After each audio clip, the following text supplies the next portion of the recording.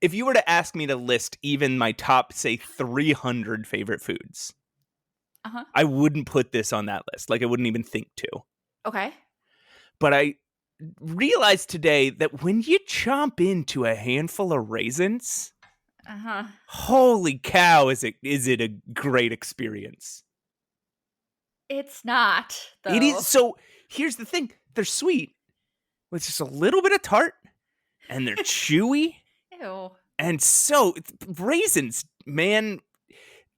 Okay, because there's nothing more disappointing than you get a cookie and you're like, ooh, can't wait to get to that chocolate chip. A chocolate chip. Here it comes in my mouth. Oh, it's a raisin. Yeah, if you put raisins in my carrot cake, I will throw a fit.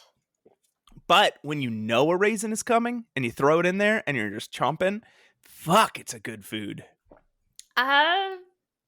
Do you have a food that you're like, this isn't one that leaps to mind?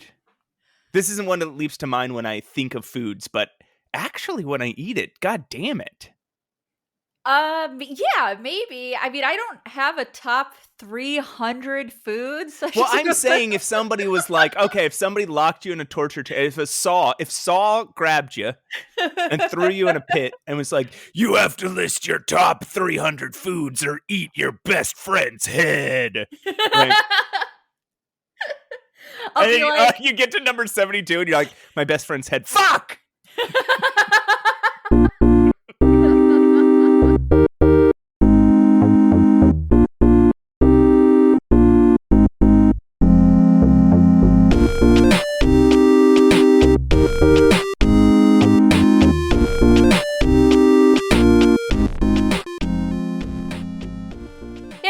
Welcome back to Save Your Game.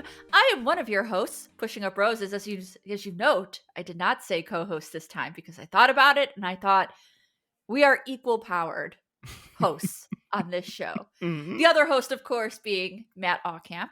Hey everybody, we're equal powered. We're equally powered. Mm-hmm. Which means neutral, which means there's no power in this show. There's no power.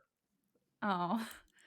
But we do have the power to convince the people to play adventure games. Yeah, I mean, I'm positive you're negative, or we can switch. How dare you? You know, I don't want it to sound like I don't want another spooky woman with tattoos is negative, huh? I don't want it to say. I was trying to reference electricity. Oh, were you? That's shocking. This is why I'm popular on the internet. Matt? So how are you doing today, Pushing Up Roses? I'm doing swell. I can't wait to talk about the games, plural, that we have played for this episode. What? We played plural game? Hey! Plural. I played a game this week! Thank you. Speaking of, what have you been playing this week? So, besides the game that I binged, well, it's in the title, I can say it. We're talking about The Drifter. I binged that game and won. It's one of those games where I had to know what happened, you know? So yeah. I took like 7 hours and just played it. Oh, what a mistake. I don't recommend doing that. That's how you do, though. That seems to be like... That's what I do, yep. Yeah. I have to know. I have to know right now. And if there's any game where you have to know, it is this game. Yeah. But all right, and I started playing it at like 7:30. Yeah, it was at night, so it's not good. But if you were to have played the polar opposite of The Drifter, just off the top of your head, what game do you think that would be? I think 100% that would be the Beekeeper's Picnic, a Sherlockian mystery game. A Sherlockian mystery game. Is that what it's called? I don't know if I got it right or not. I'm pretty sure it says Sherlockian in it.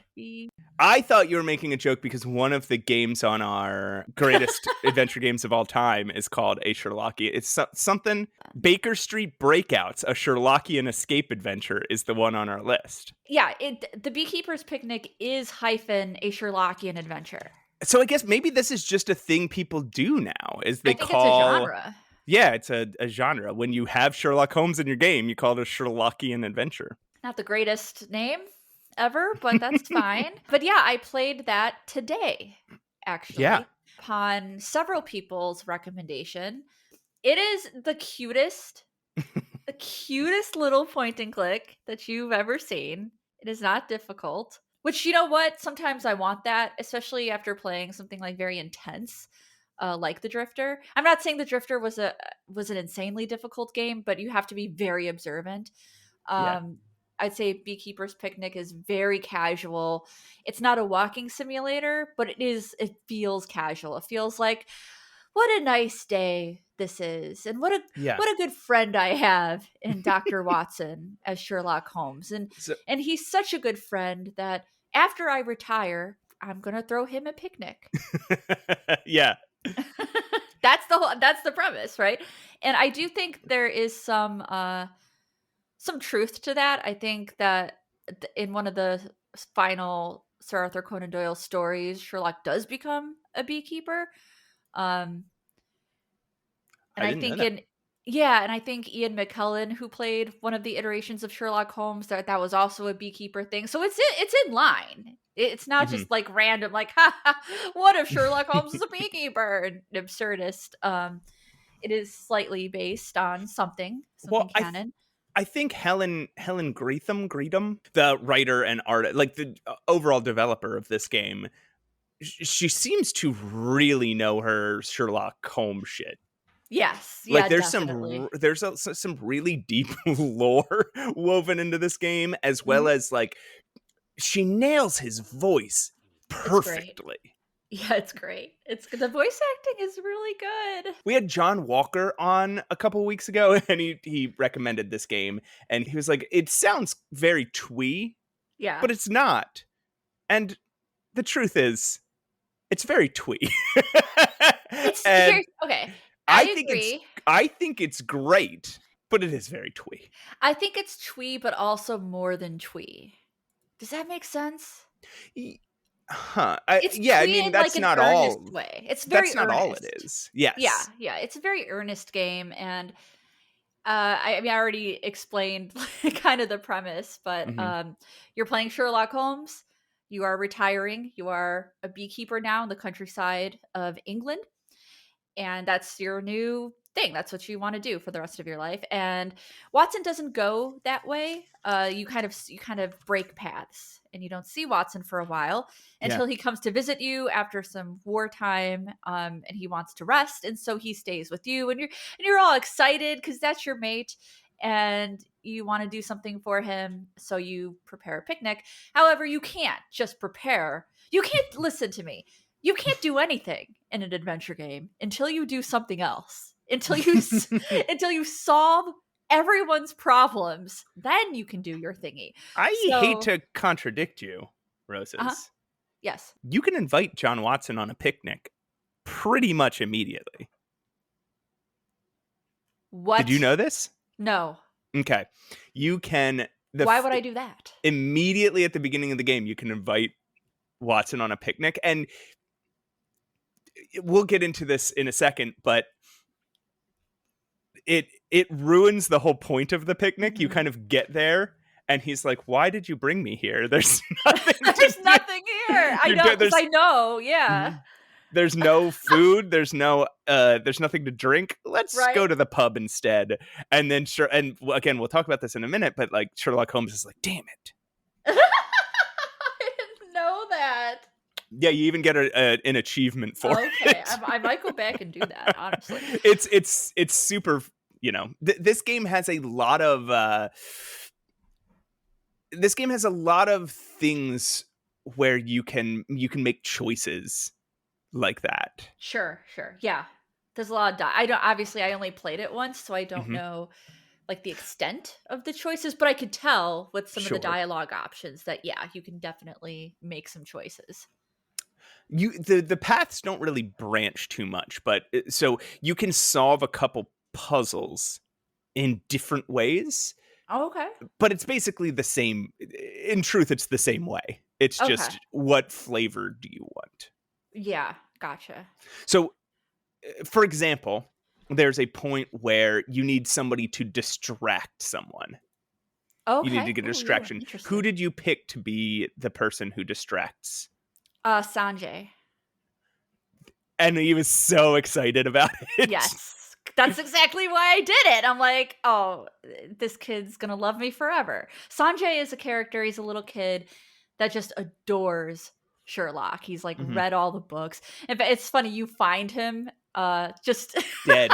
When you find him, quote, dead, and he's like faked his own murder, and you're examining him, and he's like, he's still breathing. You wake him up and he's like, okay, who did it? Right.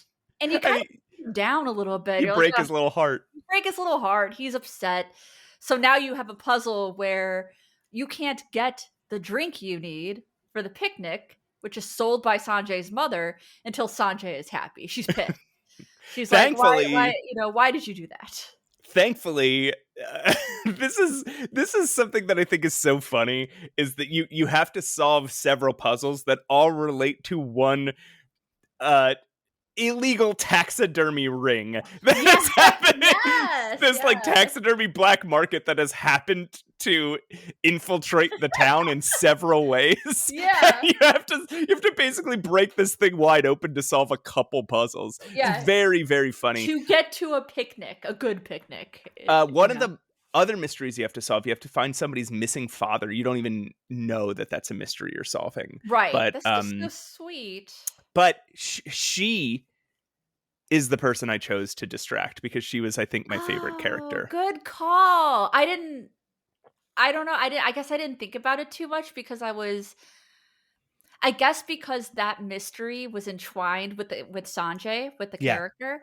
I thought that's who you had to choose. I'm going to go back and see if there's just to get new dialogue trees, just to see. I know they're probably going to be solved the same way. Yeah, exactly. But they say know. different. Yeah, there's different dialogues, and it's funny. Also, there's a point where you have to disguise yourself. Yes. And you can pick two different people to be. You can? Mm-hmm. Who did Were you pick? you a woman or a man? A woman. Me too, because I thought that's what you had to be. Well, same, and then I remembered, I'm trying not to give stuff away, but I remembered that you can ask somebody for a man's disguise or a woman's disguise. So I loaded a game and I went back and I asked for a man's disguise, and the person who you are is very funny, and in a dialogue option you can play a prank on that person. That's so funny. Because it is a person who is in the game that Of course. Yeah, of course. Oh, I love it. It's very fun. It's very cozy. There's no murder mystery in this. So these are all like, there's an illegal taxidermy ring going on, and someone's pet is missing, and these are not, this is not hard news. This is like, oh, what a cute little town. Let's solve some mysteries and let's deceive somebody to get a picnic basket, because apparently we can't make our own. So we gotta get one. I love how the game looks. It's really beautiful. It's got one of those muted palettes like Hobbs Barrow. Hobbs Barrow did. Yeah. It's earthy. Yeah. You know why? I think because those earthy tones, Hobbs Barrow was also kind of set in the countryside. I wonder if just those earthy tones really connect with like countryside England, countryside UK. Yeah, you see sort of white cliffs. I wonder, everybody's heard of the White Cliffs of Dover. I wonder if it's supposed to take place in a similar area. Yeah. It's giving me vibes. I don't know if you've played these games, Matt, but I did a few videos on them. They're games from my childhood, and they're called the Eagle Eye Mysteries. Oh. And they were mystery games for kids by EA Kids. EA had a children's division once upon a time called EA Kids. And those were where those games are from. One of them is Eagle Eye Mysteries in London. It became one of my favorite games just ever as a kid. And it's kind of giving me those vibes. Like there's never a murder. You're deducing things. And they're very simple, but they're fun. And yeah, it gave me, I'm not saying they're the same game by like any means. Of course. The vibe is very similar. Well, remember we played a demo called, what was it? It was called like Little Problems or something. Little Yeah. Problems, a cozy detective game, which is Yeah, yeah. very similar. Is like you play a girl Right. who's solving like where her homework went or who Yep. drank the last of the milk. That Yeah. that game's supposed to come out sometime this year, but I haven't heard any updates on Okay. its I release. love shit like that. Mhm. I truly, to this day, I have actually not found another game like the Eagle Eye mystery games. Yeah, Definitely look them up. I think they're almost forgotten and underrated. It was the sure. first game I played with Sound Blaster. It's the first voices I heard out of a computer. Wow. Mine were, I So think, Sam special. and Max. Oh, nice. That's great. That's fun. I love that. So there's some serious stuff in this game Yeah. that I think Quotes. we Let's put that in quotes. quote serious. Yeah. You are, as Sherlock Holmes, reckoning with the way you've treated Watson your whole life. Yeah.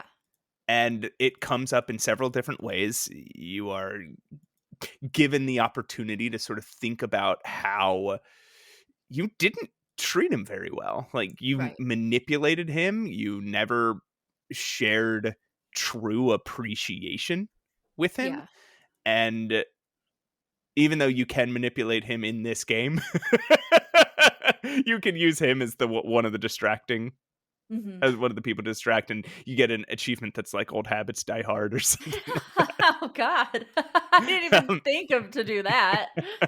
Just because of the whole thing, Yeah, because that's the whole point. The whole point Yeah. is you've Is only to not used use him. Yeah. Watson as like as part of your toolkit.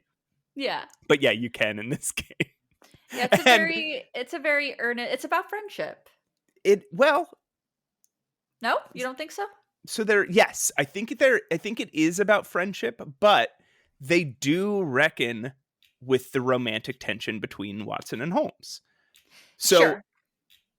it's there the way it always was in all the Sherlock Holmes stories, where you're like, this is more intimate than friendships that I am familiar with.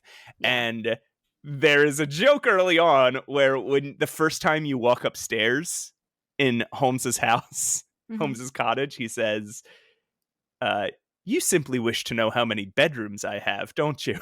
Yes, it does. Yes, yes. And which I think I took to mean, am I sleeping in the same bed as Watson? Right. You're not. No. But at the very end, when you finally get to confess how you've always truly felt about John Watson, you get to choose what you think their relationship is. What did you choose? I ch- I I chose that they were in love. I said I've Aw, always been in love with you. Matt! I said I've always been in love with you, Watson, and he gives me a kiss on the cheek. That's so sweet. What did So you cute. choose? I chose the deep friendship.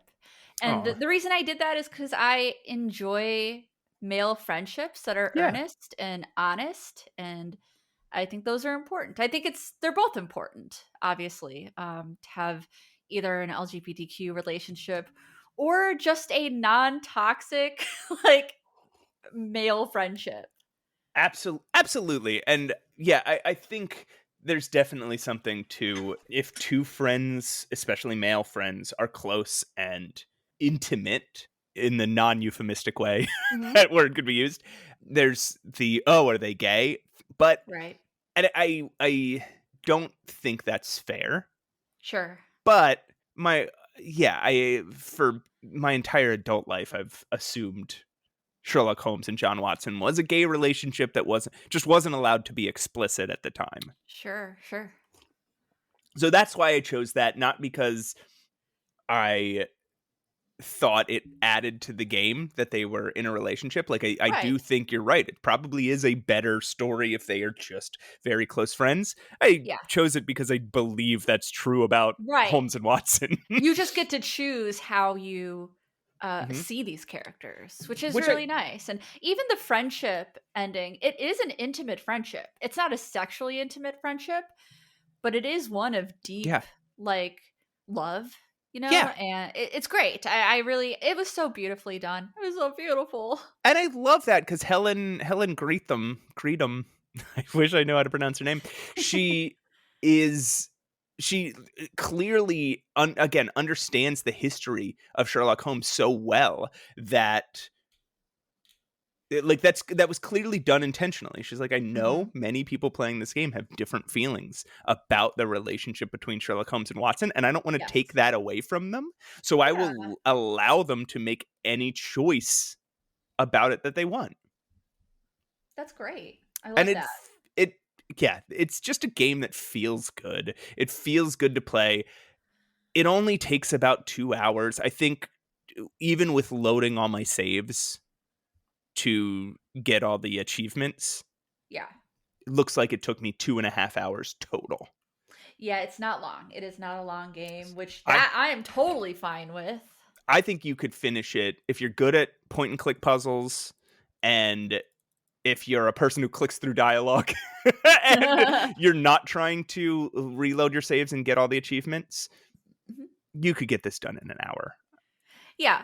I think if you play it more casually, because I saw some people did some like commentary let's plays on it. It looks like if you play it like casually and do maybe everything, talk to everyone, you could stretch it to 3.5 hours. But really? I think you maybe could. I can't think of a thing I didn't do, and I only got so. Do you click through dialogue? But I do click through dialogue a little. Okay, yeah. It's I mean, it's not long-winded, but there's quite a bit of dialogue. If you want to hear everybody talk, it might take up some extra time. And the voice acting is incredible. Yeah, it's really good.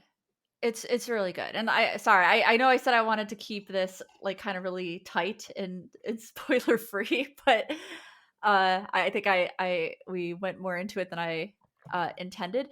But I do like recommend this game very highly, even though it's short. I think the things that we quote unquote spoiled are things that are clearly going to happen from the very beginning. Sure. Like the things that we didn't spoil are the solutions to the mysteries, which I think are the things that were a little more, I don't know if surprising is the right word, but as surprising as this game gets. Yeah. Yeah. The last thing I'll say, I want to talk about 2 mechanics real quick. There is a hint system in the game. You can call your brother Mycroft at any point. Yeah. And he basically gives you a hint to whatever puzzle. The other thing is, one of the main mechanics of this game is you collect evidence and you go into your, quote, brain attic. Brain attic! Yes. And you can put clues together to make deductions, and that's also very cool, and a way better and simpler way to do that than any of the Frogwares Sherlock Holmes games that tried to come up with mechanics for this in the past. Yeah, it was a very simple, easy to use mechanic. Can't mess it up. Yeah, but yeah, that's awesome. Well, what have you been playing? Other than, I know you also played. I played a game called The Beekeeper's Picnic, and see, this game is about Sherlock Holmes. Man, just starts the whole thing. The whole thing. So, I played a game called Ew. It's just 3 O's. O. And when you find out why it's called that, it's just an adorable. I'll tell you, it is a pictogram of the main character. It's so cute. It's an O with an umlaut over it and 2 O's. And what you are is like a little bear bunny looking guy. The descriptions keep calling him a bomb caterpillar. And I get why. At some point, I'll get into why. But at some point, you're trailing 2 bombs behind you at all times. And at that point, you do kind of look like a caterpillar. But you start with no bombs behind you. And for about half the game, you only have 1 bomb behind you. You don't look like a caterpillar. You look like a little bunny bear squish head. Oh, squish head. Aw. But it is a puzzle platformer, kind of Metroidvania-ish, where the whole thing is built, or you're solving puzzles around the physics of bombs. If you've ever played like the Bomberman games, where you're walking around on a grid, and when you set off a bomb, it flings stuff to the opposite side of the grid or whatever. So this is a side scroller, sort of not well, I guess it's pixel art, but definitely like a CRT graphics look. You have 3 controls. You can move, you have your direction pad. Mm-hmm. You have A to drop bomb and B to explode bomb. And everything in the game is about, like you pop a bomb below you and you blow it up and it launches you into the air. You leave a bomb somewhere and you move away. Maybe it's like, say, I need to explode this thing, but I need to not be close to it for some reason. Yeah. You leave a bomb, you walk away and you explode it and then you come back, right? Like it starts out sort of that simple. Yeah. And then as you get into it and you end up getting a second bomb, it becomes more complicated. Like, okay, I'm on this ledge and I need to go upwards. If I drop one bomb to my left and one bomb below me, then I blow up the first bomb, it'll fire me into open air to the right. But then as I'm in the air, I blow up the second bomb below me and it launches me upward. Yeah. Got it. Or, sometimes it'll be like there's a retracting platform. So I leave a bomb on it. I go hit the switch. It drops and I blow up something that I can't reach. It's very cute. It's very cool. Another short game. I am in chapter 8 of... Wait. Another short game I'm playing in chapter 8? I just want to sit with that for a second. I'm in chapter 8 of what seems to be 9 chapters, maybe 10. Yeah. I am 1 hour into the game. Wow, okay. So each chapter is just when you get to a new area. Okay. It's just the background changes. And every time the background changes, it basically adds some new element for you to think about. Sometimes it's not even they've changed the physics of it at all. Like they haven't added anything new.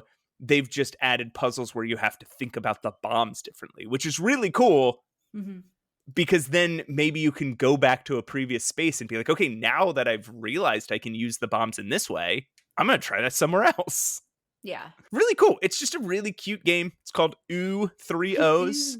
Just type 3 O's into Steam or itch.io or wherever you like to get games and look for the little pink squishy bear face.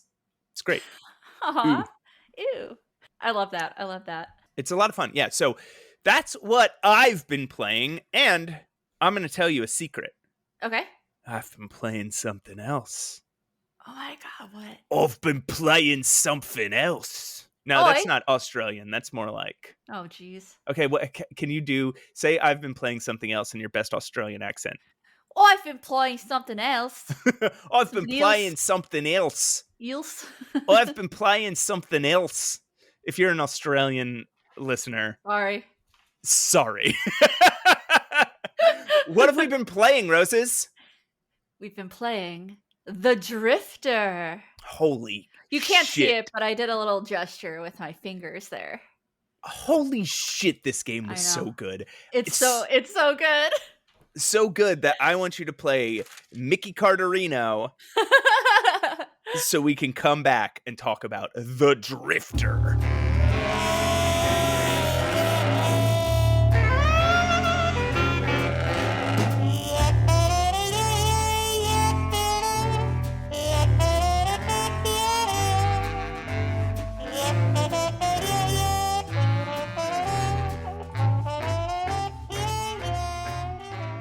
Hey everybody, welcome back. I am one of your hosts, Matt, and this other host is here.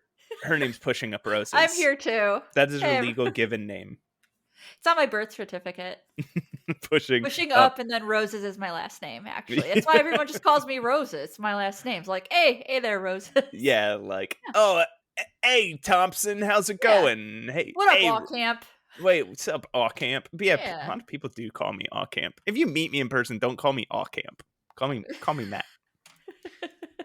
All right. Anyway, thanks for listening. And Matt, the Drifter. Oh yeah. Hey, I played a really cool game this week. It's So called did I. Ooh, and it's about Oh my no. god! No, I played a game called The Drifter by Yes. Powerhoof. Or is that the Powerhoof. publisher? Yeah, Powerhoof, aka Dave Lloyd. Yeah. And it's a two-people team. Dave Lloyd and Barney. Let me look it up. Coming. Barney Coming, that's right. And yeah, that's them. That's Powerhoof. It seems like they've been in the game for a little while, but are They made a certainly breaking out with the Drifter. Right. Yeah, they made a game called Crawl that a lot of people spoke very highly of when it Mhm. came out, like almost 10 years ago. Yeah. I've never played it. Looks good. Looks fun. Yeah. Whatever. Whatever. It's That's not not the what we're Drifter. that's not what we're here to talk about. We're here to talk about point and click game called Point The and clickies. Drifter. You know, it's weird to even just like I don't want people to get the wrong impression. This is a point and click adventure game. Yes. But it feels unlike any point and click adventure game I've ever played, at least for the majority of it. Mm-hmm. It more feels like just a fucking thrill ride. Yes, it moves very fast in a lot of places, but it's more so in the beginning. Mhm. And it is actually narrated in first person Yeah. by the character that you're playing, and I think that drives it in such a literary way. It felt like I was reading a good book, and you think that that could get pretentious, right? But man, Right. it's well written. Like it's It's well written. It's well spoken. It's so good. it's really, really well written, and that narrator is unbelievable. So good. Adrian Vaughn. You basically play a drifter. It opens up in a boxcar. You are a guy who's hopping freight, and you're getting towards your destination. So you wake up and you're trying to wake up the other. Do we use the term hobo when it's a choice you're making? I don't know. I feel like a hobo is such an antiquated word. Yeah, it is, but I don't think it's derogative. I don't think it's derogatory. No. I think it's something that like people called themselves. I think I think if you ask this main character Mick Carter if he's a hobo, Yeah. he'd be like, yeah, sure, yeah, Yeah. absolutely, I am. Same as like I guess like tramp, not in the tramp stamp way, but like, Yeah, you wander places and you don't have much money and you hop train cars or whatever. I had a lot of friends when I was younger who hopped freight.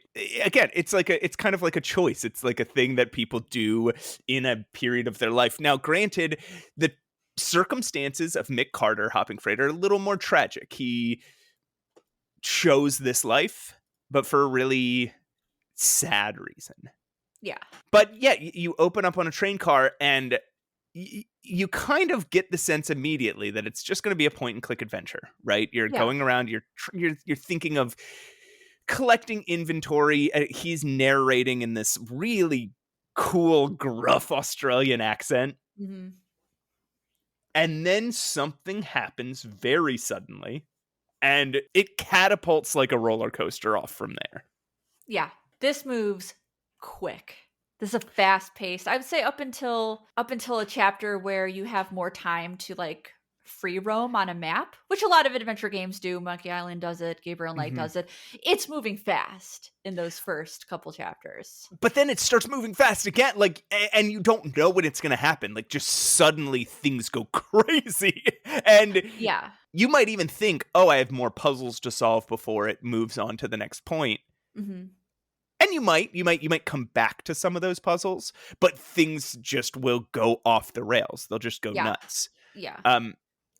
Do you want to give broad strokes, like a broad overview of what kind of story people are looking to experience? Yeah, it gets very interesting because I went into this thinking it was more of like a grounded thriller.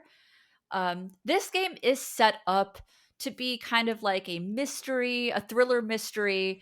Once you get off of that train, you find yourself in kind of like I guess it's a homeless camp. It's like this overpass, and you have friends there. Apparently, you've been there before. Your ex-wife had did extensive work with the homeless, so you do know some of the men who are around the setting. And it is set up as though strange things are happening. Homeless people have been going missing. Mm-hmm. And everybody seems to have a different take on it. Your friend seems to think it's some, mythical thing called the Melingi. Yeah. Um, People have whereas, seen these monsters, these 3-eyed monsters roaming yeah. around and taking people. Whereas, you as Mick Carter, you're kind of more, I think, grounded, and you're like, no, Yeah, of that's course. Oh, that's yeah. absolutely not. Yeah.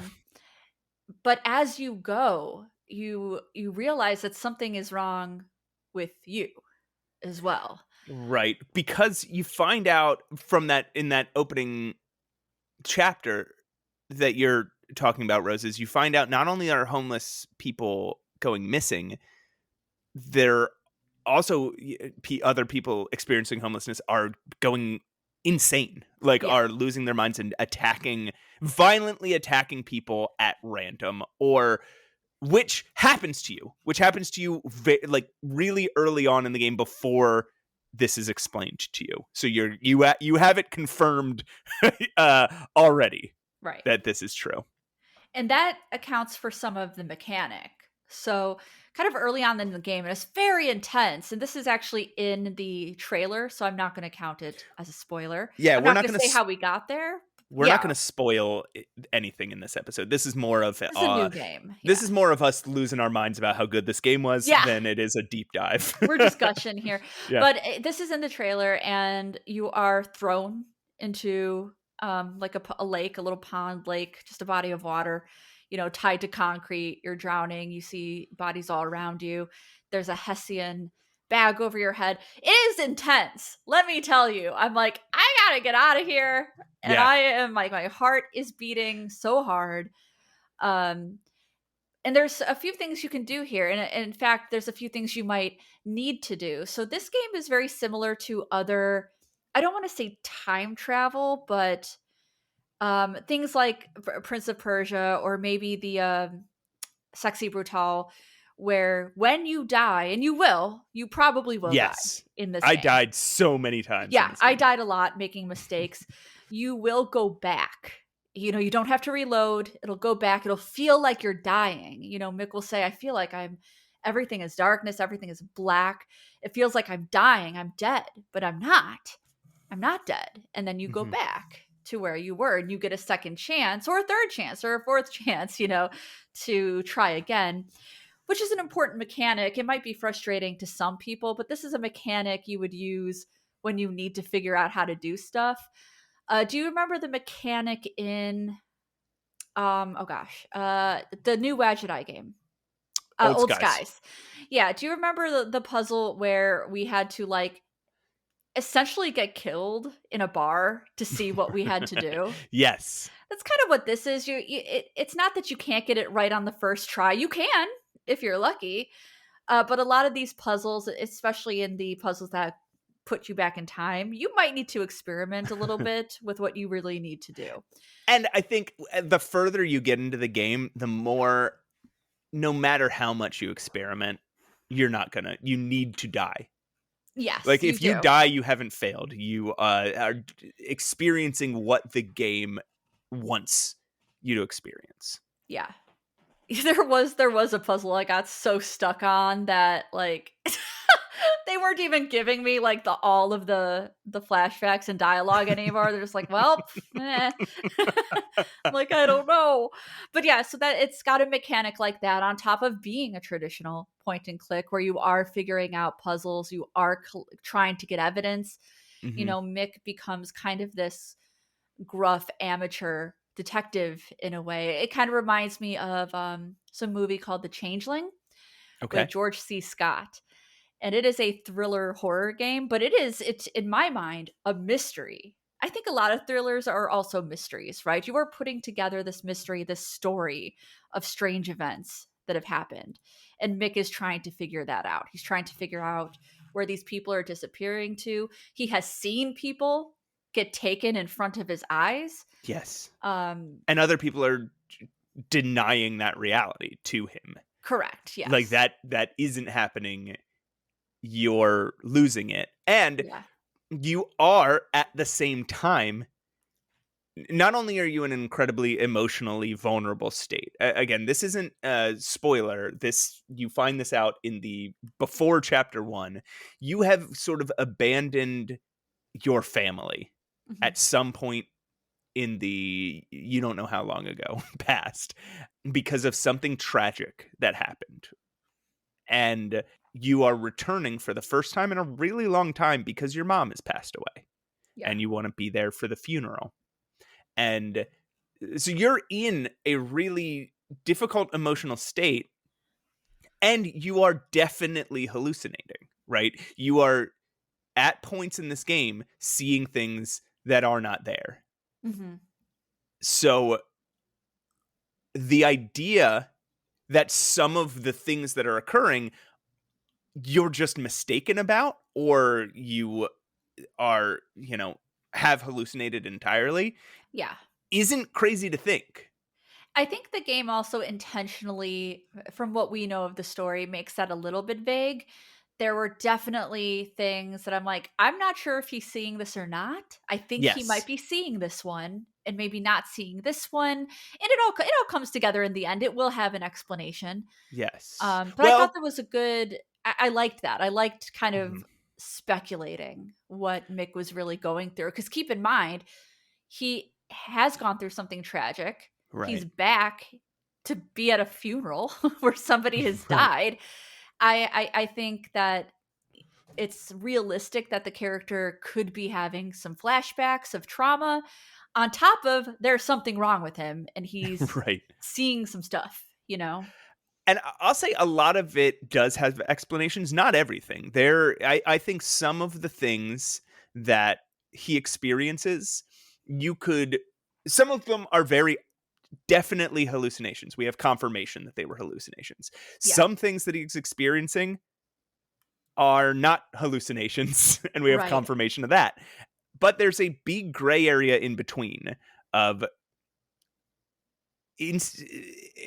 instances and visions that he's having that we don't know even by the end of the game. Was that real or wasn't it? That's just the human brain for you, right? There's a lot, for what appears to be a simple plot in the beginning, for what appears to be a mystery that you're trying to crack and unfold, it certainly goes very kind of psychological. It's one of those thrillers, I think, and I don't think this is a spoiler. I think this is more of a genre thing. It's one of those thrillers that kind of pivots a little bit. Right. And then goes a little bit more paranormal. And I'm not going to say what kind of paranormal that it is. Or I guess maybe sci-fi would be sci-fi, yeah. Yeah, I think maybe sci-fi. I think paranormal as well. There are some, especially at the end, where I'm like, what the fuck is going on? But I do think it earns it, though. Like, sometimes that happens in a game or a story, and you're like, what the fuck? But I think this game earns it and keeps its tone, even as that's happening, I think. There was a game that did that, and maybe we talked about it. I don't remember, but I'm having this feeling, I'm remembering this, of, it started out like a murder mystery, like a thriller. And, for those of you who maybe don't follow that genre, thrillers are, they're almost like horror and murder mystery combined. So I think American Psycho is like the perfect thriller. That's a thriller movie, to me. I think Jaws is a thriller movie. But they also, Insomnia, is that Christopher Nolan? I think Insomnia is a thriller movie. So there have been games where it started like that, and then it pivoted into something kind of crazy. Oh, was it? Did I tell you about Crime Stories? I think I did, by the Adventure Game Company. So that's a game. I think I've talked about it here. It's very forgettable, so don't feel bad if you don't remember. That's a game where I really thought I was playing as a detective, and I was really excited to do some kind of gritty detective work, and it just goes off. Right. And that did not work for that. For whatever reason, it does work in the Drifter, because I think it just keeps that thriller vibe going. Yes. And it bounces back and forth between these moments where you are really exploring and doing some detective work and trying to understand a situation, and moments where you are being shot at and you are having to hide from things and, like at the beginning of this game, you watch somebody get murdered, you are shot at, you're thrown from a train, you watch somebody get kidnapped, you watch another person get murdered, you're thrown into a river full of bodies tied to like a cinder block or something where you're trying to get away, and then like you end up being chased by the police and buried alive. Like it's wild. It's so exciting, you guys. And then there are other parts, and I think this is actually kind of a flaw of the game. Okay. There are other parts that are very point and clicky. Yes, so in the middle of all that, there's a sequence where there's an alarm going off. Or wait, you're trying to break into a place. So you have to set off an alarm. Yes. To get the groundskeeper to check it out, to steal his leaf blower, to go to a different place in the city, to blow an umbrella off a ledge so that you can go back to that place and use like the umbrella to reach the door latch. It's like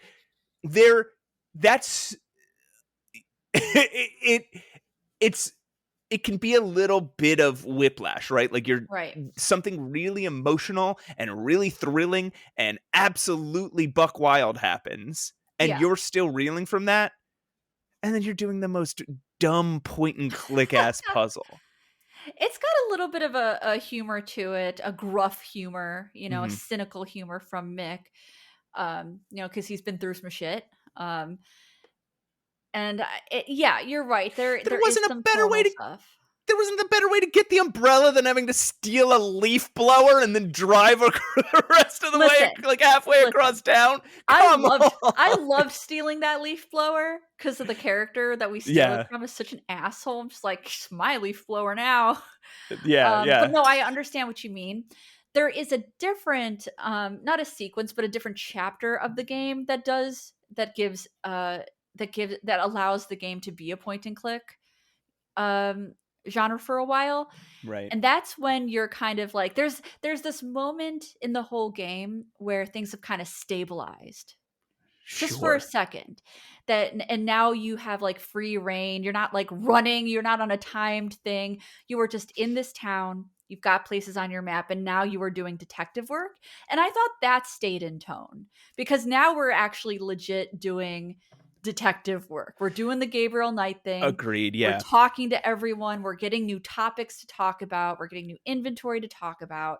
I liked that a lot. I think it does slow things down a bit, but it has to. It needs to. Right. Because if this game was all high adrenaline, I know. Yeah. It would not be great for my poor heart. I agree with you. That chapter that you're talking about. So there are two chapters in this game where, like you're saying, a map opens up and you just get to wander. They're very different maps, very different tones.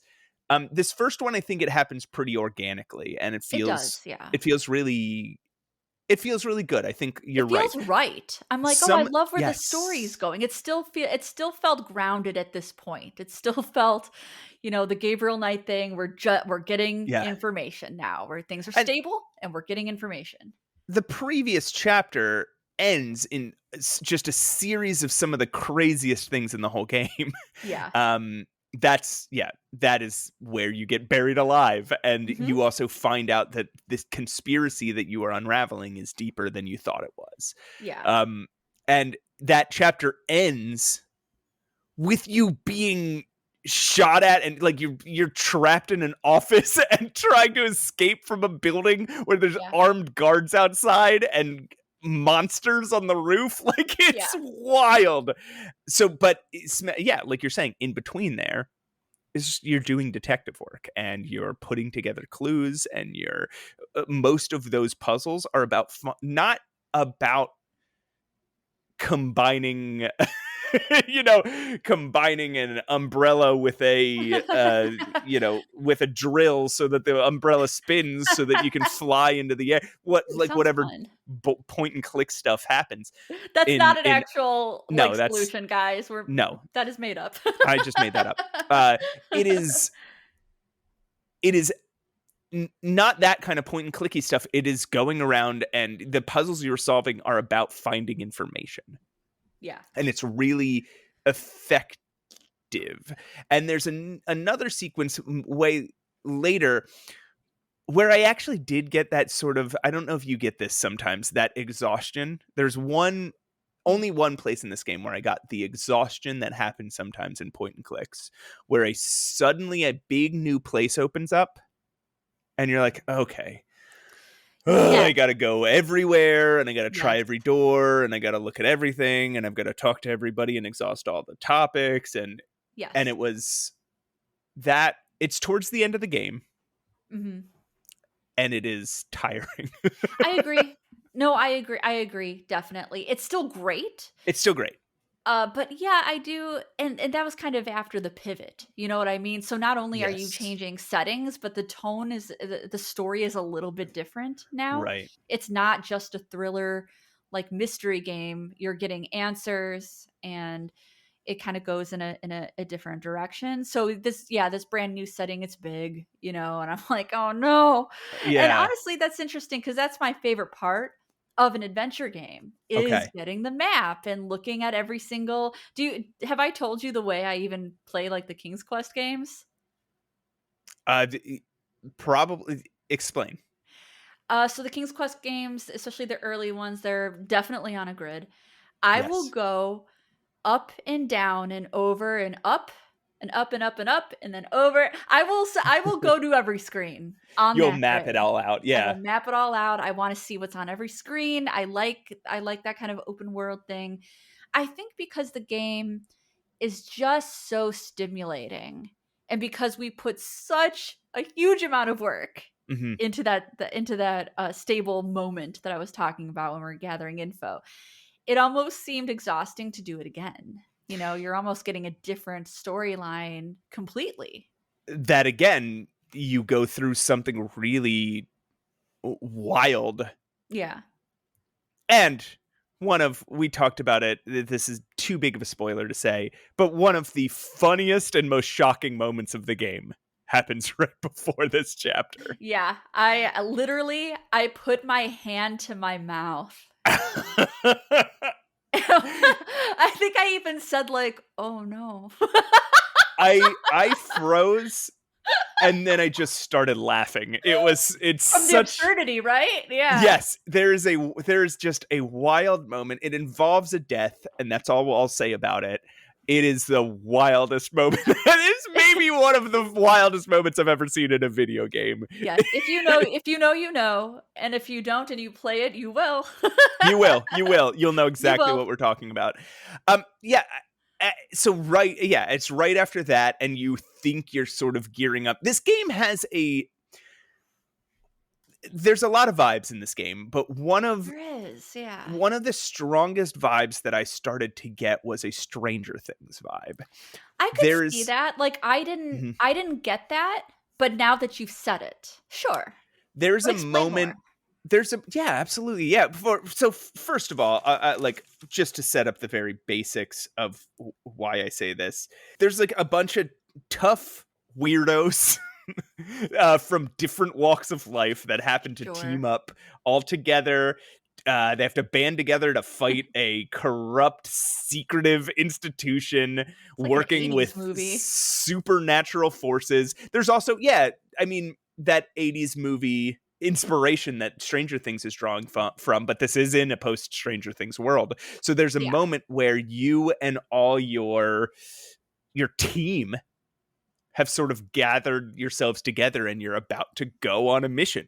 And you're not mission people, you're people. It's a Stephen King novel. You're just a bunch of idiots. You're just folks, and you're like, people, all right, yeah. are we ready to go break this thing wide open and possibly all die? And Yeah. it is very, very Stranger Things. It's this moment that happens in every season, and it sort of carries through in interesting ways. I wouldn't say till all the way till the end, but for the next couple chapters. Yeah. Yes. Oh man, sorry. I know I'm jumping around a little bit here, but that follows another one of the wildest chapters in the game. Which is? There is a serial killer subplot in this game. We are not going to talk almost at all about it. And to be honest, that's why it gives you the sense of this is a mystery. This is a serial killer mystery. This is a thriller, an insomnia type of a movie. And yeah, we're not going to say what that really is, but go on with your comparison. But there is a horror chapter in this game. Yes. Where, man, how do I... It's going to be tough not spoiling anything at all here, but you are in a freaky basement. Yeah. Chained to a radiator with screws bored into your own skull. Yeah, it's not great. It's and not a good time. Your objective is obviously to survive and escape. Yeah. And that is, it's totally, I mean, you could, I think you could find Stranger Things vibes in there too, but that's, you keep thinking this game is pivoted into a completely different vibe. Yeah. And then it pivots to something else. And that's the thing is these things that it pivots to, they all do hold hands. Yeah. You know, like horror, thrillers, murder mystery. These are things that hold hands. You can transition between them. But for whatever reason, it feels like, what? Oh, it's about this? But is it? You were saying you don't want to spoil it too much. Yeah. It's that part with the basement, kind of horror vibes. It's giving me Sanitarium vibes. Right, or one of the Harvester games is what I was getting too. So speak more on the Sanitarium vibes though. So it just gave me these vibes of there's this kind of experimental person who wants to use you for strange things. It's what? And there's dead bodies around because we're in a basement. We're in a creepy basement. We don't know who they are. And yeah, we're just trying to escape. And it's got that gritty kind of disgusting basement medical vibe, just like Sanitarium had. Obviously not in every chapter, as we've both played Sanitarium, and they're wildly different. But anything that was at the Sanitarium, it kind of felt that way.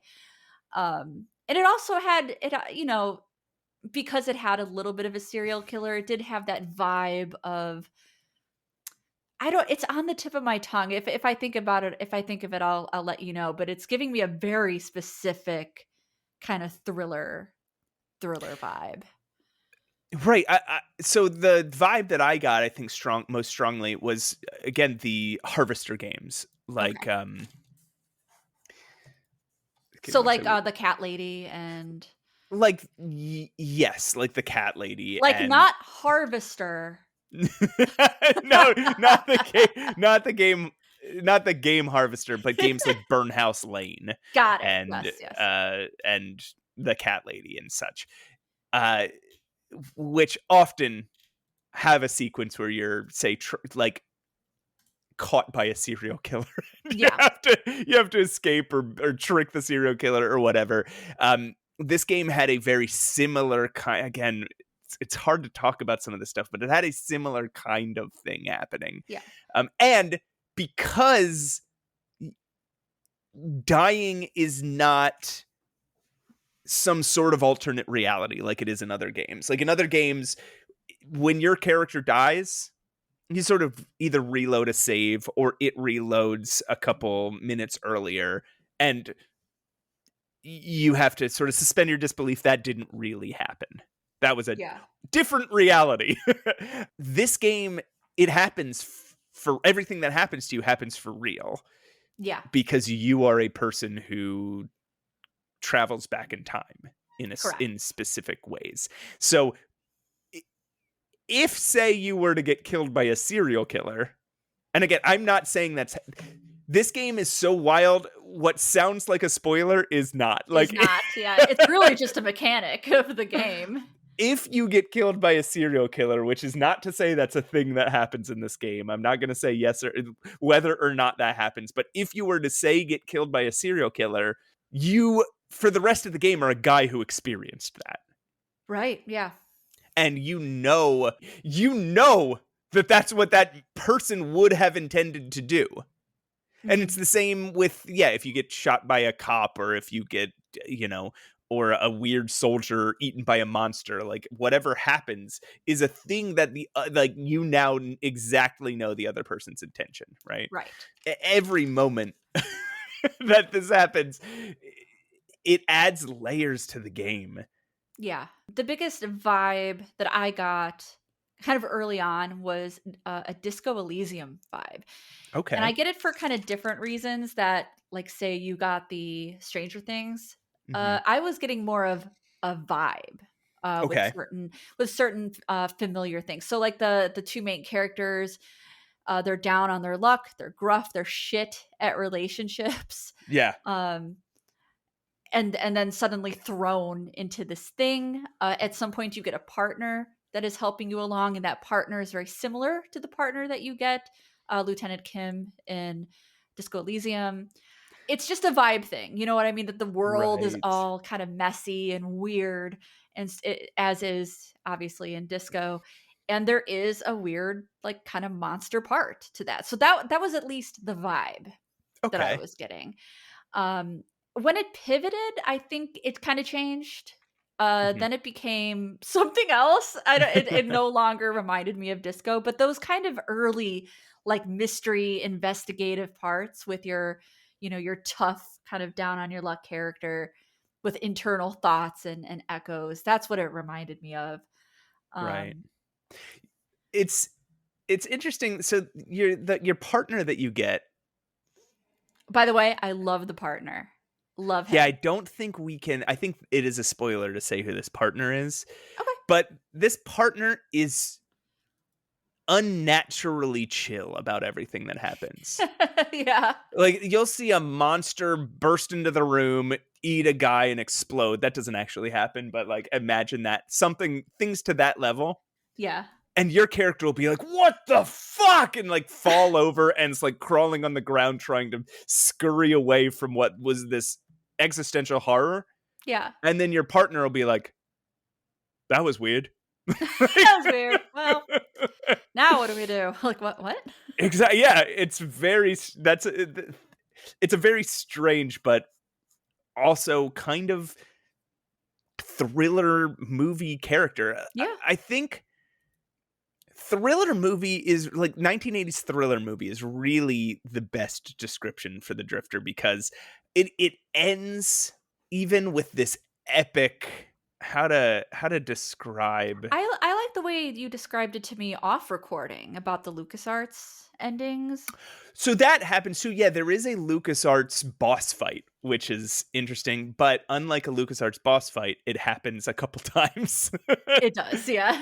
And you kind of keep going. Like it bounces between LucasArts boss fight and the Drifter. Like, I don't know how to describe some of the sequences in the game besides describing them as Drifter sequences, because there's sequences in this game that are unlike any point and click I've ever played. Like, I can't remember feeling such a high octane feeling in a point and click as I feel in some of these. Yes. I mean, I wrote it in my notes. I wrote like heavy thriller excitement with a ton of exclamation marks, like, and yet it is an adventure game. That's the interesting thing. It does feel like an adventure game, but it is one of the most adrenaline inducing adventure games I've ever played. I think we should talk about the mechanics just a little bit, because it is point and click, and it is single what do they call it, single verb point and click or whatever, like single cursor point and click. You can't right click. You don't have a verb menu. Right. Anytime you mouse over, you will get the interaction that you need. Yes. It's not like Gabriel Knight where you have a use and an interact and like a tinker. I don't know. There's like yeah. There's buttons where they all do the same thing. That is not this. Which doesn't mean this game is simple. Right. This game is in parts very difficult and in other parts not so difficult you can't get it. Like I don't want to some people get scared off of adventure games that are too difficult. I don't think if you were that type of person, this shouldn't scare you off. I don't think so. There was certainly a string of puzzles that I just got in one go, super satisfying. Always fun when that happens. And somebody asked me if they thought, because I do play a lot of obtuse adventure games, they're some of my favorites. They asked me if it was obtuse. I said no. But it helps to be extremely observant. I think there are some obtuse puzzles, like the leaf blower to the umbrella thing. I don't think it is though, because the narrator kind of tells you what to do. Have you noticed that? Okay, you're right. Yes, I did notice that there are subtle hints seeded throughout the dialogue, which is exactly what you want from an adventure game. Yeah. But when we're talking about obtuse puzzles, what my thought is always, is this something a human being would ever do? Sure. And the answer is no. There's so much stuff in these games that a human being would never do. And that's one of the things that point and click games get shit from the broader gaming and game journalism communities for, right? Yeah. And that is present here. That there's not a lot. There are a few sequences where you have to do absolutely absurd things to, and again, those are the few times that I think the tone was betrayed a little. Sure. Yeah. I totally understand what you're saying. I don't think it's as obtuse as other games, and I will say that in adventure games, I think there's always going to be puzzles where you wouldn't do this in real life. I don't know if that necessarily deems it obtuse, but there's just no way. Even if it's as clear as like, oh, there's a loose crank here. I'm not doing that in real life. I've never found a loose crank. And I never will. And we never will.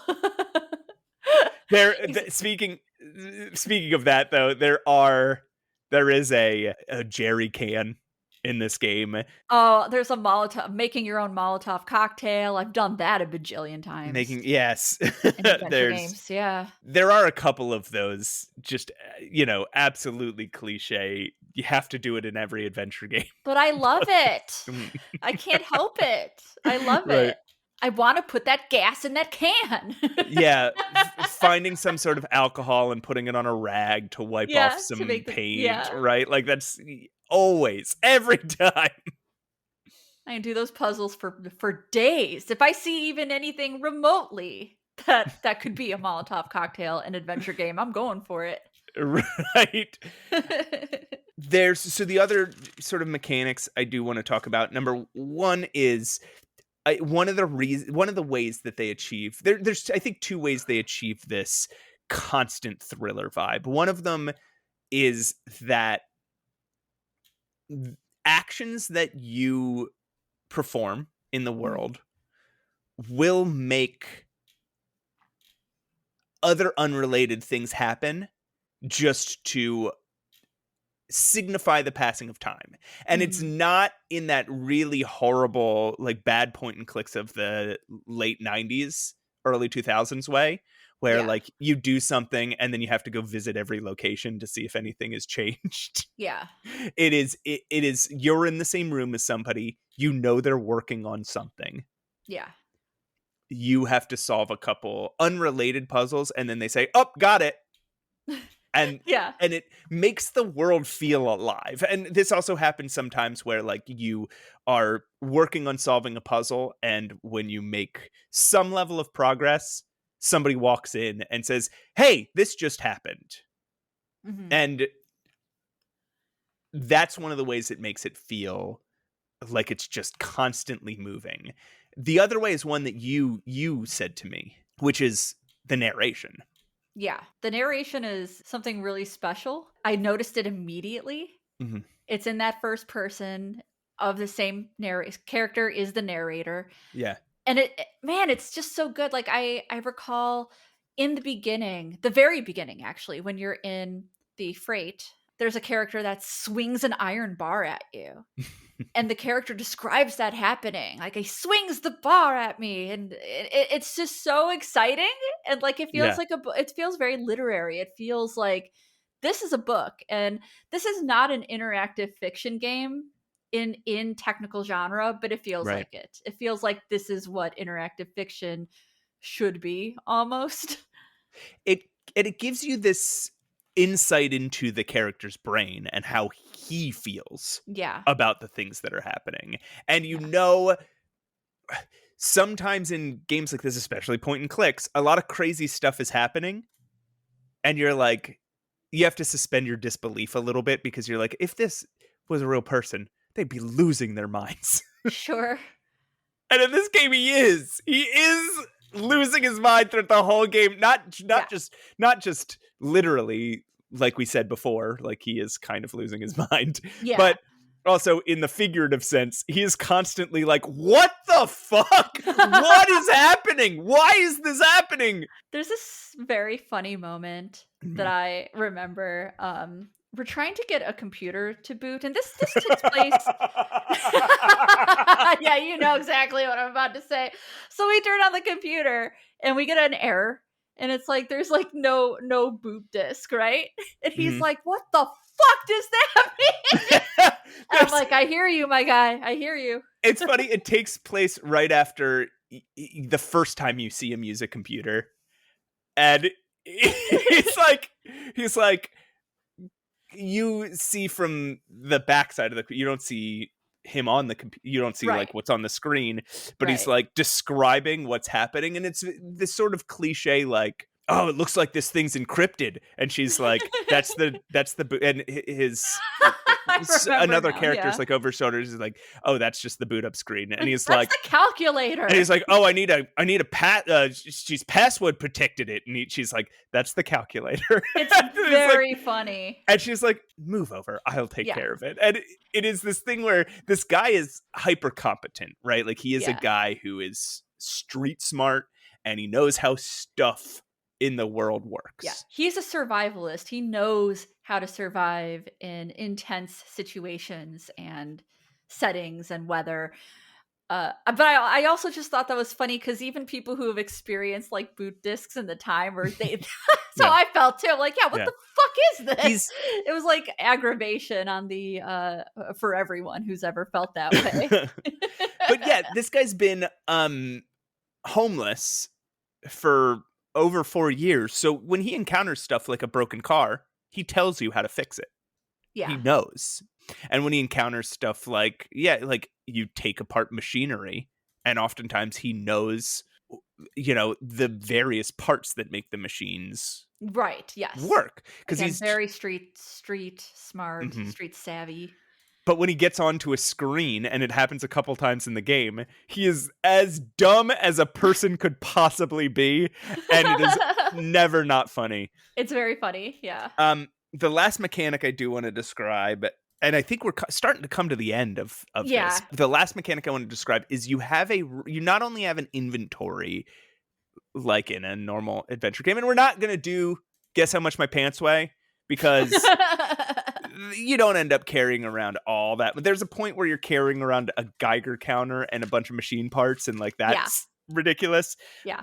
But other than that, like the rest of the game, mostly you're carrying around a lot of little small things, and except for when you're walking around with a leaf blower all over the city. It's just ridiculous. That's true. That does happen. But so you have an inventory, but you also have like an inventory of ideas and topics that update throughout the game. And at any point you can go up to this inventory and click through all the various open questions that you have. And it'll be like, I need money to get out of town, or I saw a ghost. What's up with that? Or it seems like I'm jumping backwards in time. Like, these will all be in this little tray. Yeah. It looks like an inventory tray. There's like 2 trays. There's one for your inventory, and then there's ones for like topics and thoughts that get updated. And I found that so helpful. Yeah, when you learn new things about a topic, it just automatically updates. Yeah, it's so nice, honestly. And they're all written in his voice too.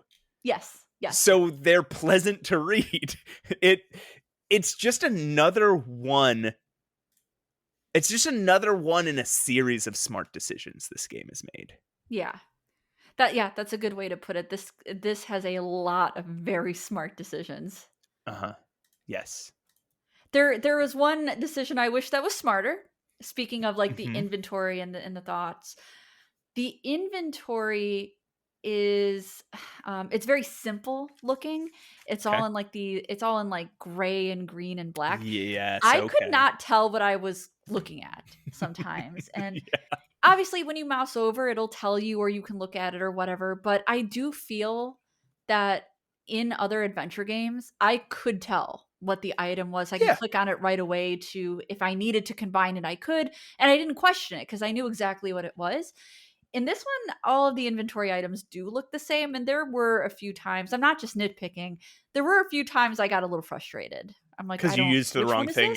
You grabbed the wrong thing, and he's like, I don't know what you're trying to do here. Yeah. Or I have to read every mouse over. I'm like, I just want to find the thingy. I didn't have that problem, but I absolutely, no, that's not true. I had that problem with, there's a point where you have a cassette and 2 pieces of paper in your inventory, and all 3 of them look exactly the same. Yeah. I kept grabbing the wrong one and fuck.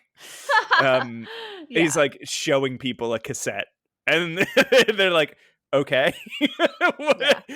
This is also a game where you can show most people most things, and they will have dialogue for it. Yeah. Not everybody, everything. Sometimes he'll say, I don't want to show them that. But even then, sometimes he'll tell you why he doesn't want to show that particular person that item. Which again, it's just another smart fucking thing. These people made a good game. Oh, it's designed brilliantly. The design is great. I don't disagree about even though it didn't have that particular problem a lot. Yeah. I don't disagree about the inventory items. Lastly, this game does have a lot of emotional weight. Yes. There are big things that happen. There are big things that you know about Mick Carter. I don't know if we've said his full name. I thought we had. Okay, yeah, Mick Carter. Maybe we did. I don't know. There are big things you know about him from the beginning that are all wrapped up in, I think, very satisfying ways, or at least very effective ways. Yeah. And some of the other characters as well that have emotional beats, I think, are wrapped up in, again, very satisfying, very poignant ways. And like any thriller, there are moments where you're terrified. There are moments where you feel stressed out. There are moments of laugh out loud humor. Yeah. And there are legitimate hero moments where I just wanted to like pump my fist in the air to like let the energy out, right? Like there are moments where you get to be a hero and it feels great. Yeah. And there are moments where other characters in your life, there's one fairly early on where a character that you would not expect to do something very heroic. It's another laugh out loud moment, by the way. Yeah. There's a character you wouldn't expect to do something heroic, does something heroic, and about the most absurdly heroic thing you can think in that moment. Do you know which one I'm talking about? I don't. I want to know. It is when you are at, I'll say this isn't a spoiler. It's when you're at your mother's funeral. Okay, yes. Yes, I know exactly what you're talking about now. And that at the same time is another moment where you want to both laugh out loud and pump your fist into the air because it is both badass and hilarious. And it's rare for games, rare for at least a point and click game to give you that feeling of absolute triumph and heroism as you get at certain points in this game. I don't think this is a spoiler. There's a point where you get a weapon and you get to use it. Yeah. And it is just great. It is just a little sequence where you're going around using this weapon, and holy shit, do you feel like an absolute hero. It's in the trailer, if that helps. Okay, yeah. Yeah, no, it's very thrilling and very satisfying in that way. Yeah. So, do you have any final thoughts about this game? I do not. I just wanted to get on here and gush about it with you because it is such a good game. It is so well designed. And yeah, I love it. I can't recommend it enough. It's a new game. It came out last month and it's overwhelmingly positive reviews on Steam. There's about 1,400 of them, which honestly is a lot for an indie game. So, indie games break out there sometimes from luck and sometimes because they're just too good to ignore. Something catches on, right? This is one of those games that I think is way too good to ignore. This is a game where if it hadn't caught on in this way, it would have been this legendary game where people would have talked about it for decades and like, oh my God, there's this little indie game that basically no one played. It's called The Drifter, and you have to check it out. Like this I think always would have found its audience because you can't help but talk about it after you've played it. It's really, really great. Yeah. I think I was like texting you while I was playing it, and the absurd moment we were talking about, like that's what I texted you with, like, Jesus Christ. That's when that happened. This is such a rich, I think I was asleep and I woke up to like 3 texts in a row of either that or I was at work. There, whatever it was, I remember picking up my phone and seeing like 3 texts in a row of you reacting to The Drifter, and I knew exactly what was happening because I bet you did. But you actually passed me in that moment too. So I also knew that there was something there was exciting things ahead for me. Yeah. So I was certain when I texted you that you would know what I just found. So this is similar to last year where this is such a rich year for games, and there's so many games of the year contenders like already. Everybody knows what my number 1 is, but this has shot up, I think, to like this is probably going to be in the top 3. Oh, this is my number 1. This absolutely. There's nothing's gonna knock my number 1. No one. I know it's not. Everybody knows nothing's gonna knock my number 1 out. It would have to be like. It would have to be another game like that. And better,